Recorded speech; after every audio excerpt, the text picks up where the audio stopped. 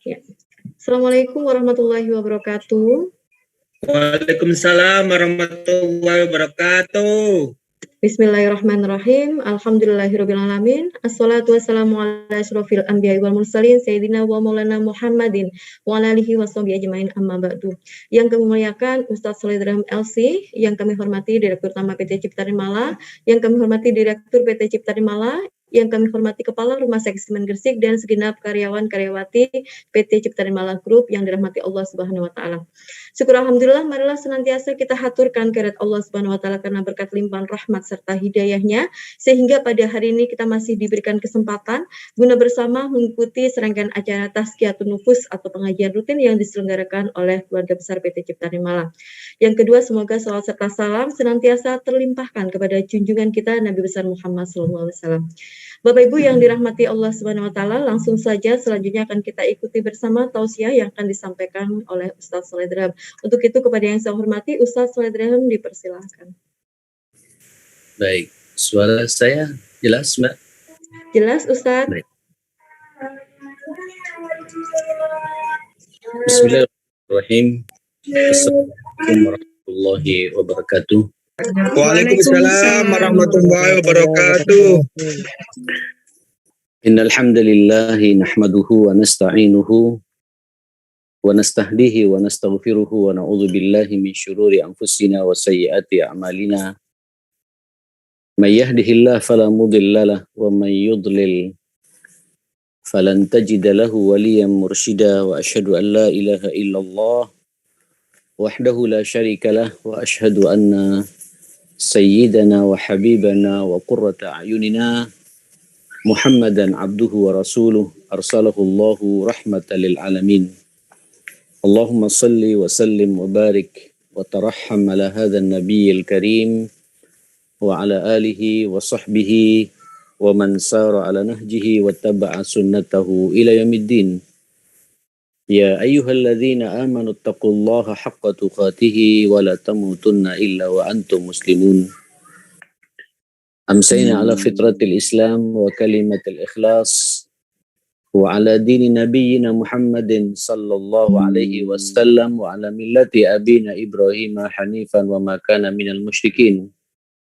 Subhanaka la ilma lana illa ma 'allamtana innaka antal alimul hakim wa tub alaina innaka antat tawwabur rahim. Bismillahi tawakkaltu 'ala Allah wala haula wala quwwata illa billah. Jamaah sekalian, para pemirsa PT Cipta Rimala dan secara khusus pula teman-teman para dokter, para perawat dan seluruh karyawan Rumah Sakit Semen Gresik dimanapun berada, karena ini masih bulan Syawal dan kita berada di Jumat terakhir bulan Syawal ini, tidak ada salahnya pula saya ingin mengucapkan untuk semua yang hadir di kajian Zoom kita pada sore hari ini, taqabbalallahu minna wa minkum siyamana wa siyamakum salihah a'malikum minal aidin wal faizin wal makbulin. Mudah-mudahan madrasah Ramadan yang sudah kita lalui pada Ramadan yang lalu, di situ kita berpuasa, di situ kita juga salat malam, Al-Quran kita baca, kita tadabburi, kita sering duduk iktikaf di masjid, doa-doa sudah kita lantunkan, infak, sedekah dan zakat sudah kita keluarkan, dan seluruh amal saleh kita mudah-mudahan semuanya itu diterima oleh Allah Subhanahu wa taala. Taqabbal ya karim. Tentu juga kita berdoa mudah-mudahan semua dosa dan kesalahan, karena kita ini manusia bukan malaikat, tentu di sana sini pasti ada keteledoran, kekhilafan, bahkan mungkin juga kesalahan dan dosa yang mungkin juga agak sedikit disengaja oleh kita. Mudah-mudahan pula Allah Subhanahu wa taala mengampuni semua salah dan dosa yang kita perbuat ini. Sambil lalu menatap ke depan dengan penuh optimis, mudah-mudahan Allah panjangkan umur kita semua, kita bisa berjumpa dengan Ramadan yang akan datang insyaallah, bahkan Ramadan dan banyak Ramadan lagi atas izin Allah Subhanahu wa taala. Taqabbal ya karim. Jamaah sekalian, memang kalau masih ada setitik iman dalam dada kita, dalam benak kita ini, dalam pikiran kita ini, kita ini memang dihadapkan dengan dua perasaan yang menyelimuti kehidupan kita, jiwa kita, yaitu kalau dalam bahasa tazkiyatun nafas itu namanya bainal khaufi war raja'i, perasaan antara perasaan khauf, perasaan takut, cemas, gelisah, sedih, tapi juga kita punya perasaan ar-raja. Ar-raja itu perasaan optimis, punya harapan yang sangat tinggi kepada Allah Subhanahu wa taala. Sedih, kenapa sedih? Karena memang suasana Ramadan sudah tidak membersamai kita lagi. Dulu, sebulan yang lalu kita bisa duduk bersama dengan keluarga, makan bersama, berbuka bersama, takjil bersama. Itu tidak kita dapati lagi kebersamaan seperti itu. Bahkan sahur bersama, salat tahajud, salat malam, dan salat tarawih bersama, tadarusan bersama, sepertinya sudah lewat itu semua. Ya Allah, mudah-mudahan panjang umur, jumpa Ramadan yang akan datang insya Allah ya. Sedih kita, sedih. Suasana seperti itu tidak kita temukan lagi. Bahkan kesedihan itu muncul pula satu kecemasan. Ini khauf yang namanya cemas. Jangan-jangan Ramadan yang lalu itu adalah Ramadan terakhir kita. Ya, kita tidak ada jaminan bisa berjumpa dengan Ramadan yang akan datang. Ya, Ramadannya pasti datang, itu pasti. Allah yang menggilirkan waktu buat kita, tapi kitanya tidak tahu apakah bisa berjumpa dengan Ramadan. Ajal di tangan Allah Subhanahu wa taala. Allah Subhanahu wa taala mengatakan walikulli ummatin ajal. Setiap manusia itu, setiap umat itu, kita semua ini ada batasan umur. Fa idza jaa ajaluhum, dan apabila datang ajal mereka, ajal kita ini, la yastakhiruna sa'atan wa la yastaktimun. Ya Allah, kalau ajal sudah tiba tidak bisa diperlambat, juga tidak bisa dipercepat. Saya sering mengatakan, bahkan malaikat maut pun tidak tahu apakah kapan dia akan mencabut nyawa kita ini. Dia menunggu perintah dari Allah Subhanahu wa taala, dan ini rahasia Allah Subhanahu wa taala. Kecemasan seperti ini perlu kita mainkan. Kecemasan yang membuat kita semakin dekat dengan Allah Subhanahu wa taala. Semakin akrab dengan Allah Subhanahu wa taala, semakin khusyuk kita melaksanakan ketaatan dan peribadatan kepada Allah Subhanahu wa taala. Ini kecemasan yang kita miliki, sedih dan cemas. Bahkan muncul perasaan gelisah dan takut betulan, khauf yang sebenarnya. Kenapa? Coba evaluasi jamaah sekalian. Ramadan yang sudah kita lewati itu, di situ ada puasa. Kira-kira sempurna tidak puasa kita? Ya, salat malam yang sudah kita lakukan itu diterima tidak oleh Allah Subhanahu wa taala? Jangan-jangan ada kesadaran pada diri kita. Saya sempat di bulan Ramadan yang lalu membuang-buang waktu pada sesuatu tidak ada manfaatnya. Ya, kita lebih khusyuk beriktikaf di depan layar HP kita daripada iktikaf di masjid, bermaksiat mata kepada Allah Subhanahu wa taala. Kadang-kadang dalam puasa yang kita lakukan ada mulut yang tidak bisa kita kendalikan. Berbohong sana, berbohong sini, menghardik sana, menghardik sini, mencemooh sana, mencemooh sini, memfitnah sana, memfitnah sini, menggunjing sana, menggunjing sini. Ada dosa mulut yang kita perbuat, yang itu juga merusak keutuhan pahala puasa kita. Kalau itu terjadi dan kita sadar, monggo, perasaan ini perasaan sesuatu yang sangat manusiawi, istighfar kepada Allah Subhanahu wa taala, astaghfirullahalazim wa atubu ilaih. Ya Allah, jangan sampai puasa 1 bulan yang sudah kami lakukan salat malam 1 bulan yang sudah kami jalankan, itu kemudian tidak sempurna nilainya di hadapan-Mu ya Allah, karena maksiat mata, maksiat mulut, maksiat telinga yang kami lakukan dalam kehidupan kita. Jamaah sekalian, ini namanya al-khauf, perasaan sedih, perasaan cemas, perasaan takut dan gelisah. Tapi di saat yang bersamaan, kata Ibnu Qayyim rahmatullah alaih, seorang ulama besar mengatakan, imbangi pula dengan perasaan yang kedua, perasaan ar-raja. Ar-raja, punya harapan yang sangat tinggi. Naam, saya sudah berpuasa. Iya, saya sudah berpuasa. Saya juga sempat bermaksiat. Tapi kan Allah memahami kelemahan kami, memahami kelemahan kita. Dan kita beristighfar kepadanya. Yakin dengan sifat Allah yang maha pengampun, maha penyayang, maha penerima taubat ini. Tawwab, Ghafur, Ghaffar, Rahman, Rahim, Latif kepada kita semua. Insya Allah kita yakin, seyakin-yakinnya bahwa apa yang sudah kita perbuat itu semuanya akan dimaafkan dan diterima oleh Allah Subhanahu wa taala. Taqabbal ya karim. Sampai kata para ulama, ini dua sifat ini, bainal khaufi war raja, itu kattair, bagaikan ibarat seekor burung yang memiliki 2 sayap. Ya, burung itu tidak akan bisa terbang kalau hanya 1 sayap saja. Tapi dua-duanya harus berimbang. Ya, harus seimbang. Ya, kemudian burung itu ketika berimbang 2 sayap itu, bulunya juga sama-sama sempurna, dia akan bisa terbang kemana dia mau. Itulah kita jamaah sekalian. Ada perasaan sedih, ada perasaan cemas, ada perasaan takut. Tapi sedih, cemas, dan takut yang membuat kita semakin dekat dengan Allah Subhanahu wa taala.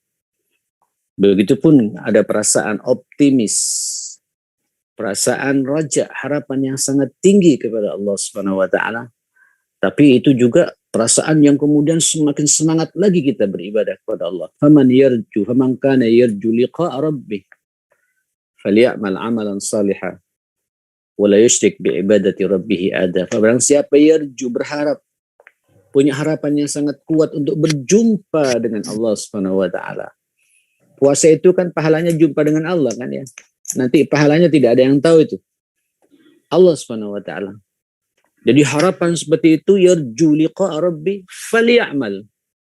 Maka imbangi dengan banyak amal saleh, ya'mal amalan salihah. Dan jangan bersekutu, jangan syirik kepada Allah dalam peribadatan itu. Taqabbal ya karim. Bapak, Ibu, Pak Dokter, Bu Dokter, teman-teman di PT Cipta Nirmala, begitupun di Rumah Sakit Semeng Gresik ini yang dimuliakan Allah Subhanahu wa taala. Tentu ini pelajaran yang luar biasa bagi kita. Sebenarnya kalau kita sadar, ini punya dampak yang luar biasa terhadap keistiqomahan kita. Mohon maaf, masih ada suara mengganggu telinga saya ini dan mic-nya hidup. Ya. Ini kita belajar istiqomah. Kita belajar untuk luar biasa ya. Tidak ada Pak proyek yang kemudian melatih kita istiqomah. Ya, istiqomah puasa. 1 bulan loh kita berpuasa. Itu istiqomah yang luar biasa. Latihan istiqomah yang luar biasa. 1 bulan loh kita salat malam. Itu latihan istiqomah yang luar biasa. 1 bulan pula kita membaca Al-Quran. Bagi yang membaca Al-Quran tentunya akan merasakan betul. Ya, itu kan latihan istiqomah buat kita. 5 waktu kita ke masjid. Kenapa? Tidak pingin mengotori suasana puasa, suasana Ramadan yang kita lalui kemarin itu. Itu keistiqomahan yang luar biasa. Ya, ini sebenarnya jamaah sekalian harus kita jaga betul. Dan biasanya orang kalau dari istiqomah itu akan punya dampak terhadap muamalahnya, punya dampak terhadap sikap-sikapnya, punya dampak terhadap kerja-kerjanya, punya dampak terhadap tutur katanya, ya, karena dia terbiasa istiqomah. Orang kalau beristiqomah terus menerus, itu berarti dia nyambung terus dengan Allah Subhanahu wa taala. Makanya Rasulullah Sallallahu Alaihi Wasallam, Pak Dokter, Bu Dokter, teman-teman sekalian, itu menyuruh kepada kita kan untuk menjaga terus menerus keistiqomahan Ramadan itu berlangsung pada bulan-bulan berikutnya. ya, berlangsung pada bulan-bulan berikutnya. Ya, dan ukurannya apa? Kalau bahasa Nabi menyuruh kepada kita istiqomah puasa itu disuruh berpuasa 6 hari di bulan Syawalnya ini. Tapi yang belum pernah puasa sama sekali sudah tinggal 3 hari Syawal ini, jamaah sekalian. Eman, para ulama juga salah satu sinyal itu ukuran diterimanya puasa Ramadan kita sekaligus menunjukkan keistiqomahan kita berada di atas aturan Allah Subhanahu wa taala itu adalah kita bisa merespon puasa Syawal yang 6 hari itu.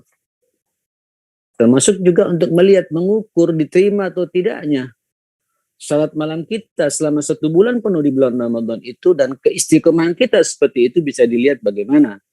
Apakah terus kita istiqomah melaksanakan salat malam yang kita kenal dengan salat tahajud di luar Ramadan itu. Itu ukuran bagi kita semua. Quran, bagaimana Quran kita? Ingat para pemirsa yang dimuliakan Allah Subhanahu wa taala, kita kan semua merasakan nikmatnya Ramadan itu. Dan oleh sengaja ini satu karunia besar yang Allah berikan kepada kita, umat Muhammad ini, yang tidak diberikan kepada umat yang lain. Sampai secara khusus sekali lagi, asyaitan wal jin, syaitan dan jin-jin yang bengis itu semua dibelenggu. Tidak mampu lagi menggoda manusia ini. Tidak punya kemampuan, dibelenggu oleh Allah Subhanahu wa taala. Dan jenengan harus sadar, begitu masuk 1 Syawal, belenggu itu dibuka lagi oleh Allah Subhanahu wa taala. Tapi kita kalau sudah terbiasa istiqamah, siap menghadapi tantangan-tantangan itu. Siap menghadapi gejolak dunia ini. Siap menghadapi rongrongan syahwat dan nafsu kita ini. Karena kita sudah terbiasa beristiqamah selama 1 bulan penuh di bulan Ramadan, dan terus kita kawal yang seperti itu. Nah, biasanya Pak Dokter, Bu Dokter, teman-teman semua, para perawat, para karyawan di PT Cipta Nirmala ini, dan teman-teman di Rumah Sakit Seminggesi yang dimuliakan Allah Subhanahu wa taala, salah satu penghambat keistiqomahan kita itu yang membuat kemudian kita ini langsung berubah drastis 180 derajat terkadang ada di antara kita.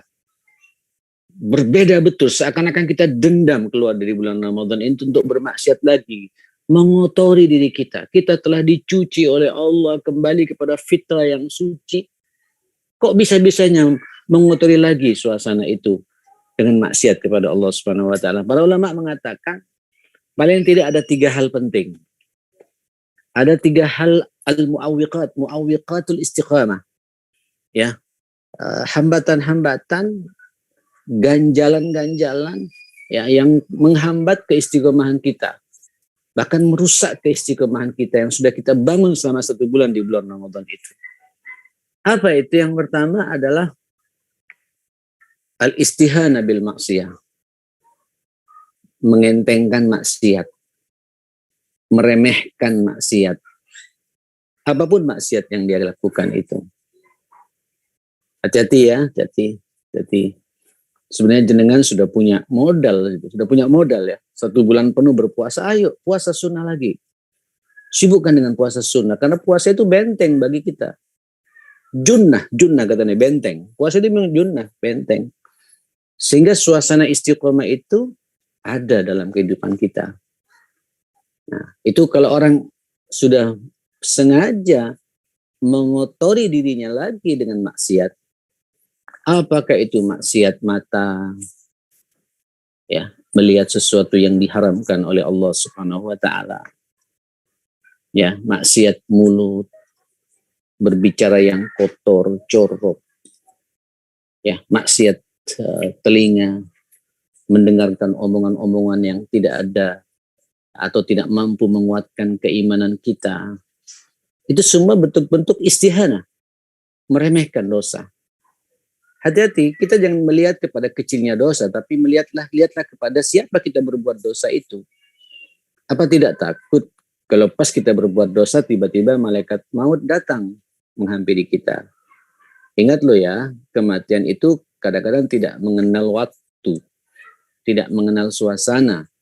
Bahkan banyak orang sehat walafiat, ya, hasil general check up-nya semuanya baik, tapi Allah punya kehendak lain untuk mengambil orang-orang seperti itu. Hati-hati, tidak ada jaminan. Kadang alam yang tidak bersahabat, dia meninggal karenanya. Ya, tiba-tiba ada goncangan, ada rumah yang jatuh, ada angin puting beliung. Nah, kita tidak tahu itu. Kita jangan merasa aman dari kematian ini, ma'asyarul muslimin, teman-teman sekalian. Oleh karenanya jangan bermaksiat. Termasuk juga maksiat ini, maksiat pergaulan. Ya, maksiat laki dan perempuan. Hati-hati, hati-hati. Ini juga muqaddimah yang tidak hanya merusak keistiqomahan kita, tapi juga merusak keutuhan rumah tangga kita pula. Orang kalau sudah bermaksiat, apalagi kita ini sudah punya istri, punya suami, ya, padahal 1 bulan yang lalu kita sudah dibentengi oleh Allah Subhanahu wa Ta'ala, kemudian terbuka karena setan sudah terbuka belenggunya itu untuk menggoda kita semua jamaah sekalian. Tiba-tiba dia mengotori dirinya, ya, mengotori dengan hal-hal seperti itu. Apalagi rumah sakit ini ya, yang jaga malam terutama, tidak ada yang tahu. Ya, para perawat laki-laki, perawat perempuan, dokter laki-laki dengan perawat perempuan dan lain sebagainya, atau dengan pasiennya dan lain. Hati-hati bab-bab seperti ini. Ini kita dalam konteks rumah sakit saya berbicara seperti ini. Ya, ini hati-hati. Ya, jaga. Al-istihana bil maksiat. Orang kalau udah bermaksiat 1 kali dan dia menikmati, biasanya ketagihan. Ingin merasakan berikutnya.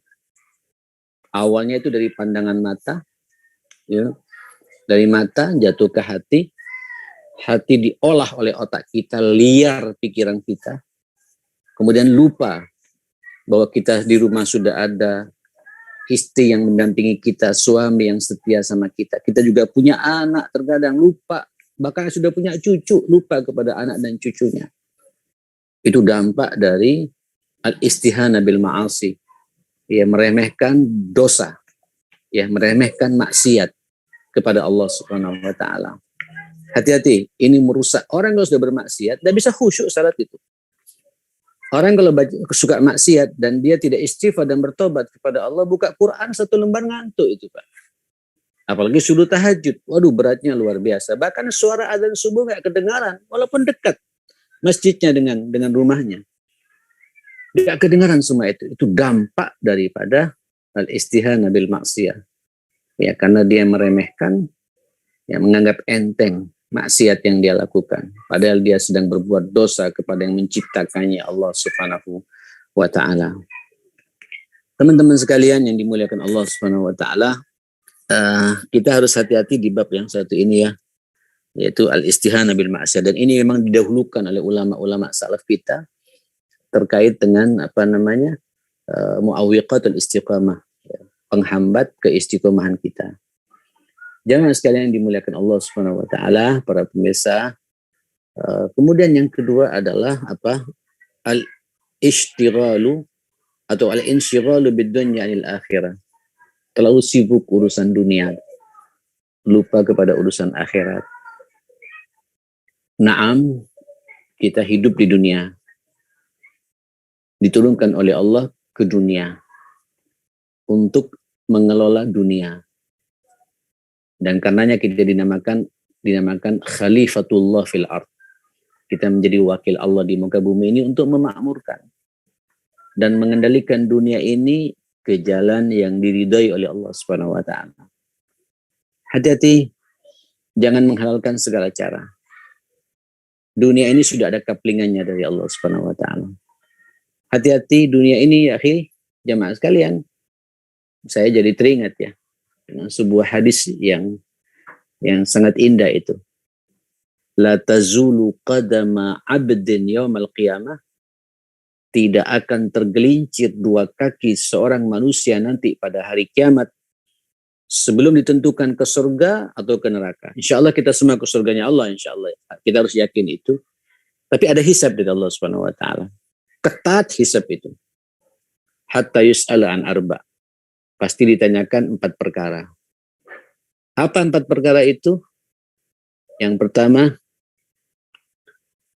an umrihi fima afna.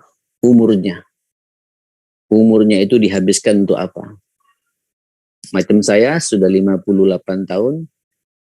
Kalau saya balik umur 16 tahun atau 15 tahun, ya berarti 40 tahun dihabiskan kemana itu? Evaluasi itu semua akan dihisab oleh Allah Subhanahu wa taala.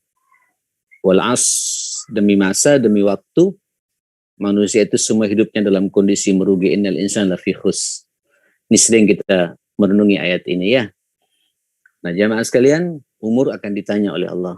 Yang kedua, apa? Wa an ilmihi fi ma'amila bih. Ilmunya diamalkan atau tidak. Ya. Ilmu yang kita punya, alhamdulillah sih, teman-teman dokter, teman-teman perawat, ilmunya ini ilmu yang langsung menyentuh, ya, bermanfaat bagi kemanusiaan. Tinggal jenengan tata hati, tata niat. Saya ini belajar di Fakultas Kedokteran sampai mendapatkan ilmu spesialisasi, manajemen rumah sakit, ilmu keperawatan, segala macam. Ayo niatkan, ini sampean pekerjaan yang sangat mulia. Sangat mulia. Karena langsung menyentuh pada aspek kemanusiaan. Dan itulah agama kita. Peduli kepada sesama umat manusia ini.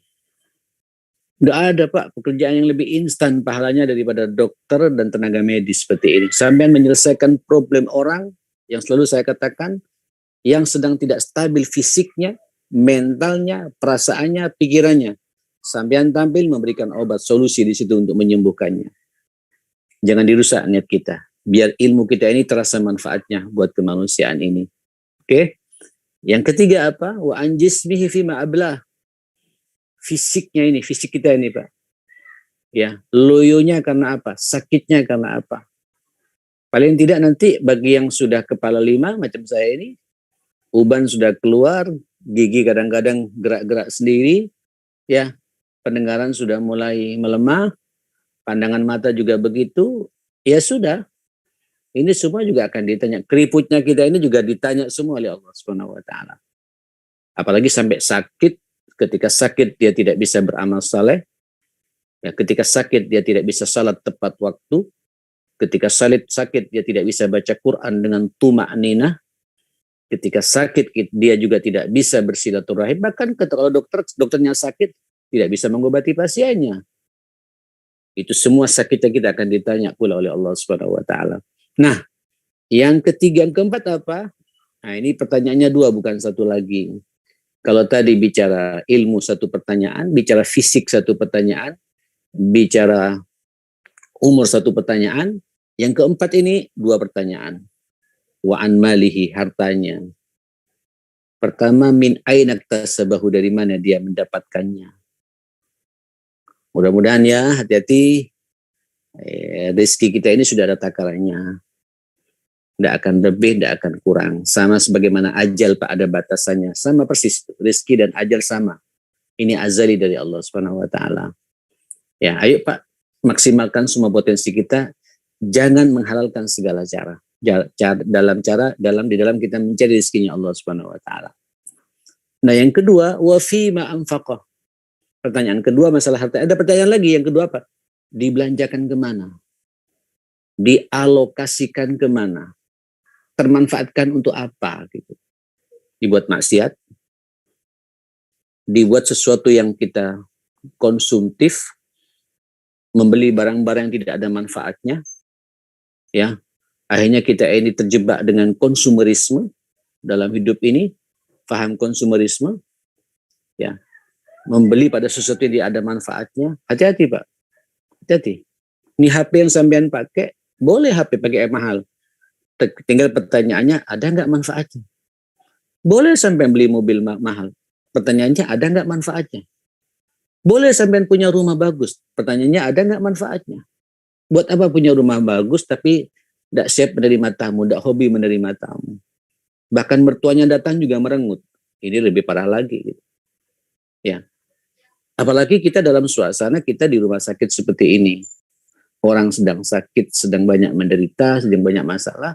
Tunjukkan ketawaduan kita. Semua harta-harta kita ini akan ditanya. Kita harus punya orientasi akhirat ya. Hidup ini sementara saja. Hidup ini sementara. Paling lama 70 tahun. Oke lah, lama-lama sedikit 80 tahun. Setelah itu Pak, tidak enak semua. Ujung-ujungnya nanti apa? Innalillahi wa inna ilaihi raji'un. Ayo kita sibukkan dengan urusan akhirat. Rata-rata orang tidak istiqomah itu karena selalu pikirannya dunia, dunia, dan dunia. Hanya tukaran. Orang kalau sudah konsumtif dalam hidup ini, ya biasanya nanti suka-suka menghalalkan segala cara. Karena mengikuti irama nafsunya, jamaah sekalian. Orang kalau konsumtif dalam hidup ini, banyak musuhnya, Pak.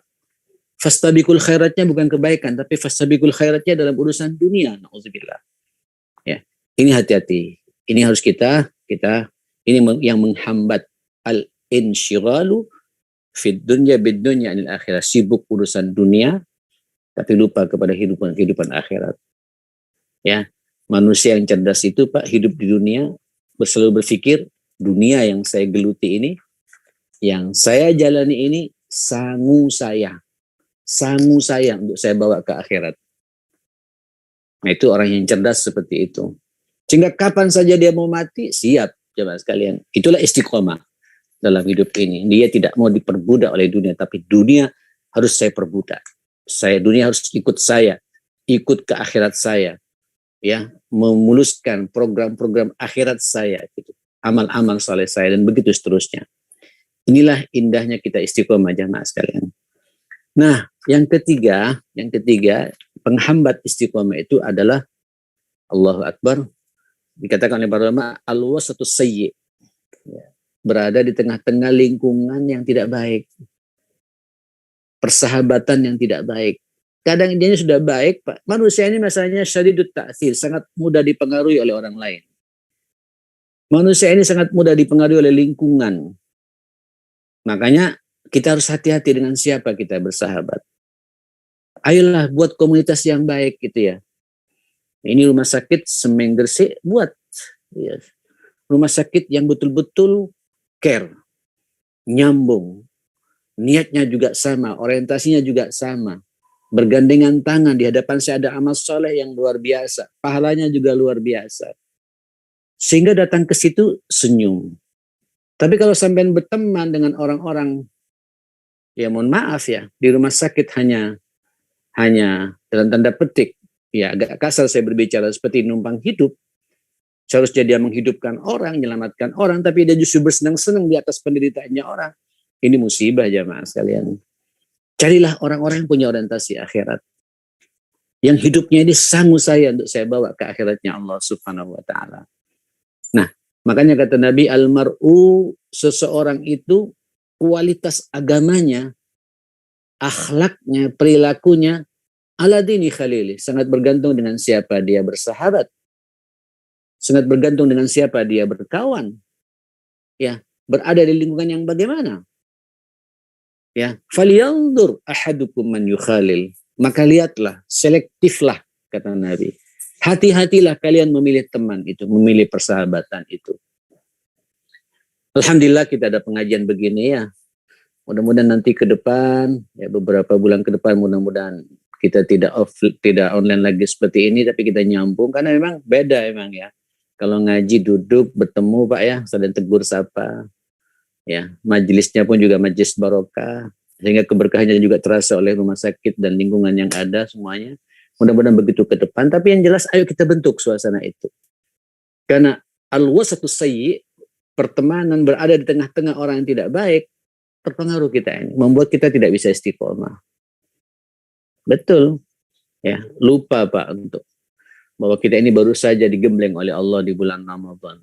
Tapi berada di tengah-tengah orang yang suka ngafe, ya ngafe terus. Ya, yang orang suka ngelencer, ya ngelencer terus. Yang suka cangkruan, ya cangkruan terus. Dan begitu seterusnya jamaah sekalian. Ya Allah satu sayyi. Maka bagaimana supaya kita istiqomah? Kita kan bicara 3 hal tadi itu penghambatnya. Bagaimana caranya supaya kita istiqomah? Tidak ada jalan lain. Yang pertama, kalau mau dikasih tema juga, ini adalah tahqiq al-istiqamah, cara efektif supaya kita istiqamah. Ya. Ayo, fi'lu ta'at, ya, wal istihadu fiha. Ayo Pak, sibukkan lagi dengan ketaatan. Kalau di bulan Ramadan kita kemarin berpuasa, berpuasalah sunnah di luar Ramadan. Kalau di bulan Ramadan kita salat tarawih, salatlah tahajud di luar bulan Ramadan. Kalau di bulan Ramadan kita ini suka iktikaf, iktikaflah di luar Ramadan. Walaupun hanya sepekan sekali tidak jadi masalah. paksa diri. Wal ijtihadu fi. Ada kesungguhan untuk taat kepada Allah Subhanahu wa taala. Seperti itu. Dan wa mujahadatun nafas, kendalikan diri ini. Kendalikan diri ini. Begitu terjebak dengan dosa, segera istighfar, segera taubat pada Allah Subhanahu wa taala. Itu adalah cara efektif yang pertama. Yang kedua, Allahu Akbar, memang betul apa yang kita perbuat ini, mudah-mudahan duduknya kita ini walaupun berbeda.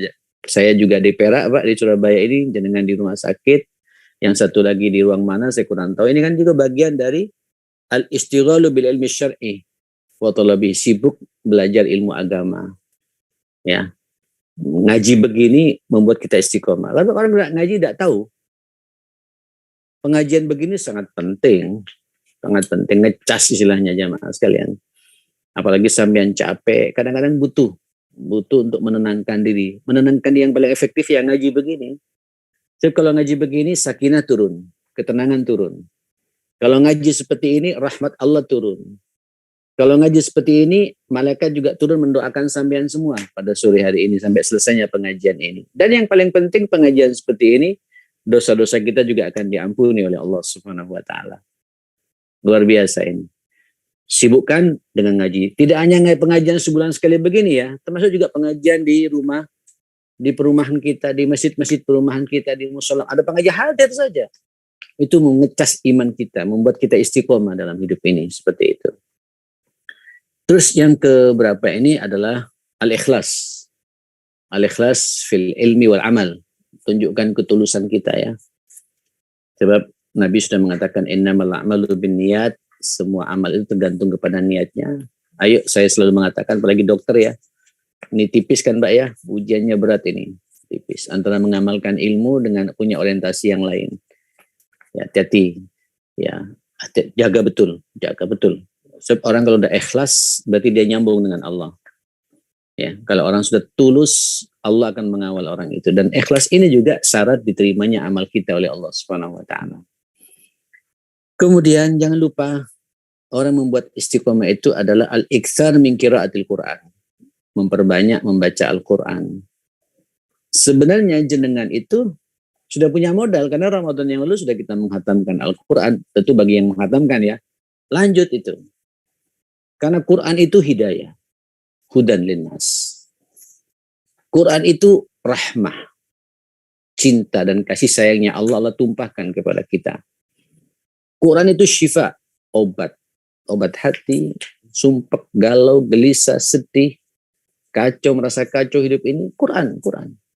Bahkan sakit pun, suruh baca Quran. Ya. Quran ini tebian, bisa berikan penjelasan untuk bisa mendapatkan arahan hidup. Quran itu nur, cahaya dari Allah. Berarti kalau dapatkan cahaya, Pak, terang hidup kita ini nggak gelap. Quran ini juga burhan, pelita bagi kita. Luar biasa ini. Ayo, Quran. Jangan sampai jenengan, saya tidak bisa bayangkan kalau semua dokter, semua perawat sebelum masuk rumah sakit baca Quran dulu. Ya Allah. Kerasa Pak. Ya, insya Allah sampean tidak akan salah, tidak akan terjadi malapraktek. Ya, kemudian komunikasi kita dengan pasien, baik itu pasien yang eksekutif atau yang BPJS, semuanya sama kita mensikapinya itu. Kenapa? Karena ada kelembutan, karena kita baru berkomunikasi dengan Allah. Itu membuat kita istiqomah beramal. Seperti itu ya. Nah tentu jangan lupa pula doa, berdoa ya, berdoa minta pada Allah. Begini Bapak, ini hati kita ini baina asabi'ir rahman. Hati kita ini Pak di antara jari jemarinya Allah Subhanahu wa taala. Allah menggerakkan sesuai dengan apa yang Allah suka. Makanya kalau kita ingin disukai oleh Allah, minta berdoa. Allahumma tsabbit qalbi ala dinik, ya muqallibal qulub, sarrif qalbi ala ta'atik. Wahai zat yang menggerakkan hati, gerakkan hati kami untuk selalu taat kepadamu. Ya muqallibal qulub, tsabbit qalbi ala dinik. Zat yang membolak-balikkan hati. Ya, istiqomahkan hati kami di atas agamamu ya Allah. Minta pada Allah Pak.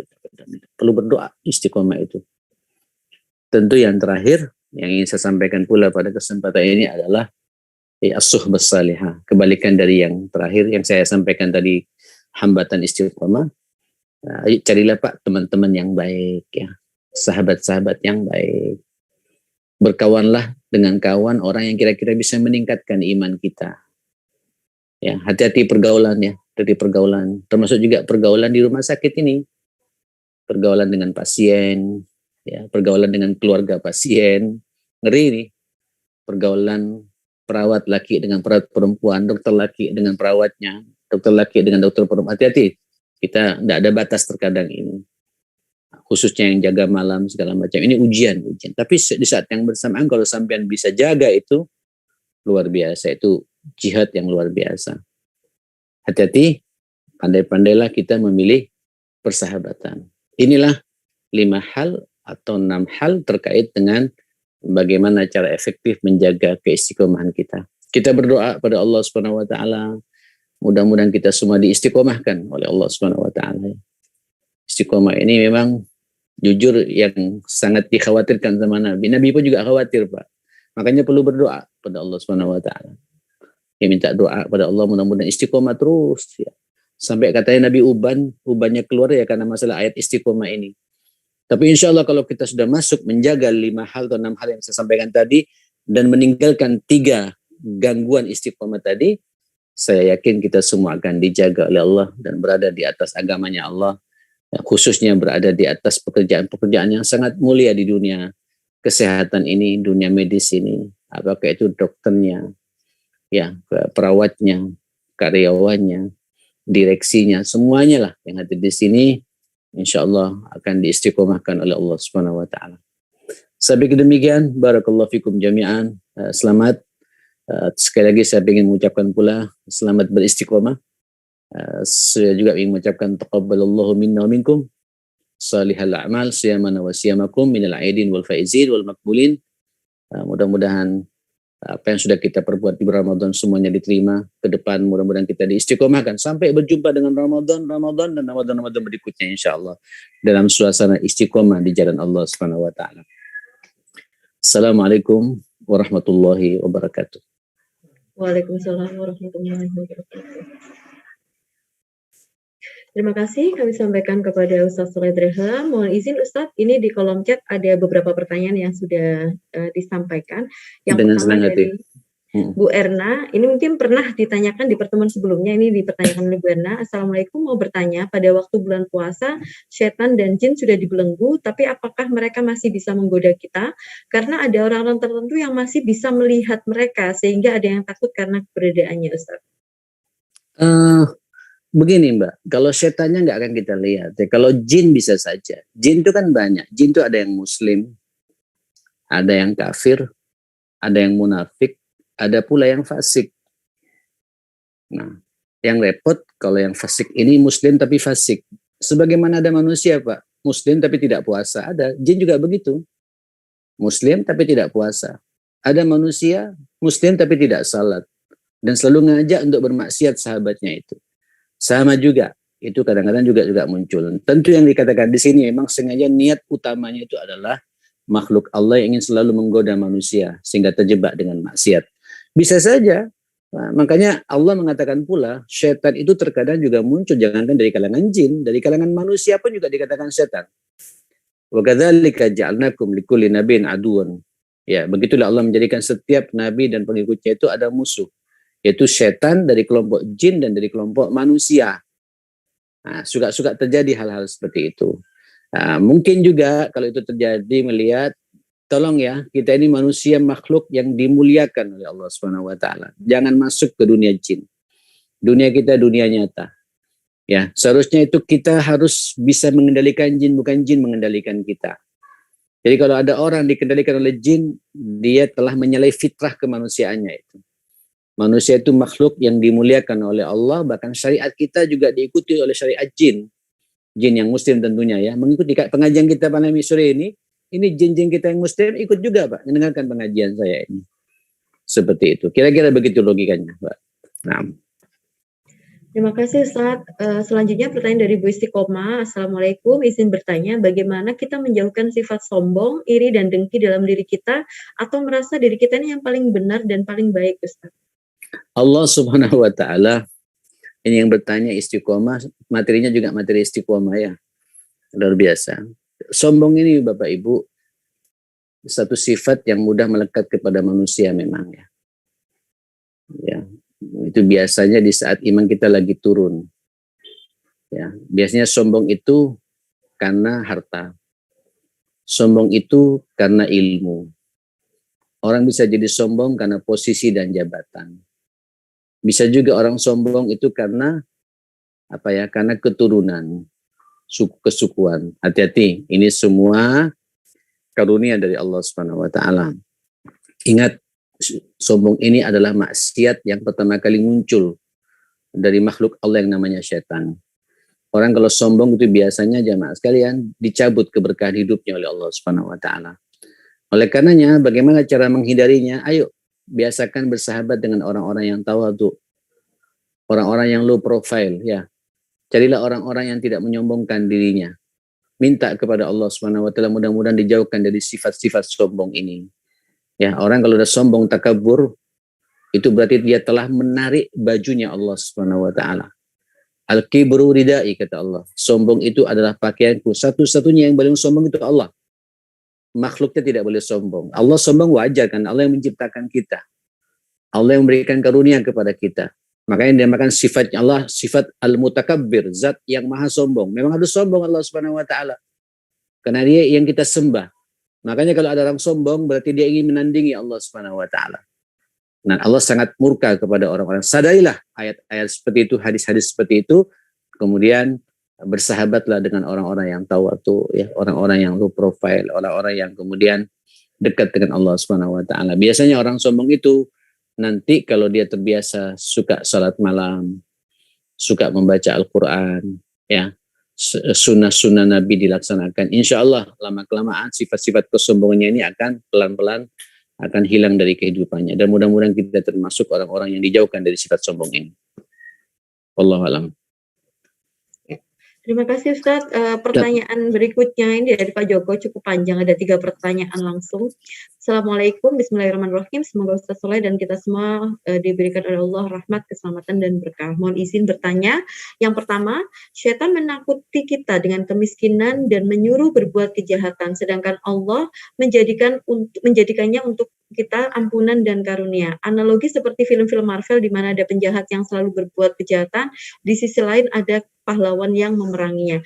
Apakah manusia yang berbuat kejahatan dan dicoba dengan kemiskinan akan secara otomatis mendapat ampunan dan karunia dari Allah? Karena ini semua juga skenario dari Allah. Pasti Allah akan memberikan karunia-Nya yang maha luas. Itu yang pertama, Ustaz. Saya jawab langsung tadi, biar saya agak hilang pikiran saya. Tentu kalau dia menerima kenyataan itu dengan penuh kesabaran. Dan Allah ketika memberikan takdir yang tidak menyenangkan pasti ada hikmah. Cuma manusia dengan syahwatnya nuntut terus sama Allah Ta'ala. Misalnya ibu kalau mau bicara musibah yang menimpa kepada saya, mungkin ibu kaget semua. Khususnya di akhir-akhir Ramadan ada suatu kejadian yang di luar nalar saya. Tapi saya yakin betul bahwa Allah ketika ngasih musibah itu pasti sesuai dengan kemampuan saya. Allah tidak akan memberikan musibah melebihi kemampuan saya. Kalau melebihi kemampuan kita, Allah berarti zalim kepada kita. Wa ma rabbuka bidzallamil abid, dan sekali-kali Allah tidak akan menzalimi hambanya. Yakin sajalah. Kita harus yakin, ini kembali kepada iman kita, kembali kepada keistiqomahan kita. Ya, setiap ada masalah kembalikan kepada Allah Subhanahu wa taala. Yakin di balik semua masalah, di balik semua musibah itu ada hikmah-hikmah besar yang nanti akan Allah buka kepada kita. Tidak dibuka di dunia, dibuka nanti di akhirat oleh Allah Subhanahu wa taala. Kalau kita sabar menghadapinya. Nah, yang kedua gimana? Yang kedua, Allah maha luas ampunannya. Kenapa Allah tidak mematikan setan, tapi yang dimatikan Allah adalah Fir'aun, Abu Jahal, atau Rahwana dalam dunia wayang, supaya dunia ini menjadi sarana jalan menuju kebaikan atau surga. Loh ibu, kalau semua tidak ada setan, tidak ada perjuangan buat kita. Loh kalau semuanya orang walau sya'allahu la ja'alakum ummatan wahidah, kalau Allah berkehendak kita dijadikan semua iramanya sama, Bu. Iman semua itu. Ya selesai, tidak ada perjuangan. Kiamat sudah ini, Bu. Justru adanya setan, Allah membuka peluang kepada kita untuk bermujahadah, untuk bersungguh-sungguh, untuk jihad, ya, untuk beramal saleh supaya setan jauh dari kita. Kalau tidak ada godaan setan, ya sudah stagnan hidup ini. Semuanya berbuat baik semua, lo tidak ada gangguan, ya selesai sudah. Selesai. Tapi justru adanya ujian seperti itu, Allah membuka peluang kepada kita untuk mendekat kepada Allah, memohon kepada Allah, berdoa kepada Allah, bersandar kepada Allah, meminta kepada Allah Subhanahu wa taala, dan kita bersungguh-sungguh untuk melaksanakan apa yang diperintah oleh Allah Subhanahu wa taala. Naam. Terakhir, pertiganya. Pertanyaan terakhir, kalau esensi sholat itu adalah sabar, ikhlas, syukur, dan taubat, tetapi dalam sholat kita jarang menemui Allah, karena Allah ada di antara orang miskin yang lapar. Kata siapa? Allah juga ada pada orang yang kaya, yang dermawan. Allah juga ada pada orang berilmu tapi tawadu. Allah juga berada pada penguasa yang kemudian dia perhatian sama rakyatnya. Allah juga berada pada seorang pemimpin yang care kepada karyawannya. Bukan hanya pada orang miskin saja. Orang miskin tapi dia kemudian mengeluh terus, Allah juga jauh loh Ibu. Jauh. Allah itu ada pada siapapun pula. Kalau semua orang itu mendekat kepada Allah Subhanahu wa taala. Dia punya ilmu, semakin tinggi ilmunya semakin tawadu. Di situ ada Allah. Dia punya harta, semakin banyak hartanya semakin kaya, dia suka berbagi. Di situ ada Allah Subhanahu wa taala, dan begitu seterusnya. Nah, saya pikir demikian insyaallah ya. Ya, terima kasih Ustadz. Semua pertanyaan sudah saya bacakan yang ada di kolom chat. Mungkin sudah tidak ada pertanyaan lagi. Monggo mungkin bisa ditutup dengan doa dipimpin oleh Ustadz Shaleh Ibrahim. Bismillahirrahmanirrahim. Alhamdulillahirabbil alamin. Allahumma shalli ala Muhammadin wa ala ali Muhammad. Allahumma arhamna bil Qur'an wahfazna wa akrimna wahdina wasaddid lana bil Qur'an ya hayy ya qayyum bi rahmatika nastaghits. Innaka ala kulli syai'in qadir. Allahumma taqabbal minna salatana wa siyamana wa qiyamana wa tilawatana wa tadabburana bil Qur'an wa zakatana wa infaqana wa sadaqatina wa kulla khairi a'malina bi rahmatika ya akramal akramin. Allahumma inna nas'aluka al-huda wat tuqa wal afafa wal ghina. Allahumma inna na'udzubika min jahdil bala wa darakis syaqa wa su'il qada wa syamatatil a'da bi rahmatika ya akramal akramin wa ya arhamar rahimin. Sallallahu ala Muhammadin wa ala alihi wa sahbihi wasallam. Alhamdulillahirabbil alamin. Assalamualaikum warahmatullahi wabarakatuh. Waalaikumsalam warahmatullahi wabarakatuh. Alhamdulillahirrahmanirrahim. Terima kasih kami sampaikan kepada Ustadz Shaleh Ibrahim. Baik Bapak Ibu yang saya hormati, demikian Tazkiyatun Nufus sudah kita ikuti dengan baik dan lancar untuk sesi ke-8. Semoga apa yang telah disampaikan oleh Ustadz Shaleh Ibrahim dapat memberikan pencerahan buat kita dan berkah untuk kita semuanya. Amin. Amin ya Allah. Terima kasih atas kehadiran Bapak Ibu sekalian. Kurang lebihnya kami mohon maaf. Kami akhiri. Wabillahi taufiq wal hidayah. Wassalamualaikum warahmatullahi wabarakatuh. Waalaikumsalam warahmatullahi wabarakatuh. Salam semua Mbak. Waalaikumsalam. Waalaikumsalam. Terima kasih Ustadz. Sama-sama.